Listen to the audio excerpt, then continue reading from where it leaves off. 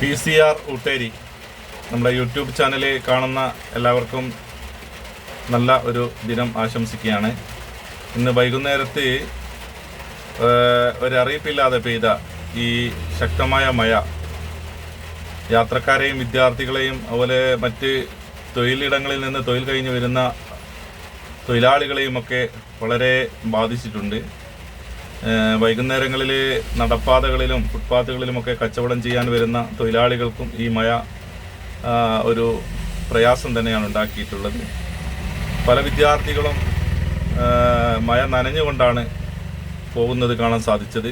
യാത്രക്കാരായിട്ടുള്ള ആളുകളൊക്കെ ഈ വൈകുന്നേരത്തെ ഒരു മുന്നറിയിപ്പില്ലാത്ത ഈ മഴ, ശക്തമായ മഴയിൽ നനഞ്ഞിട്ടുണ്ട്.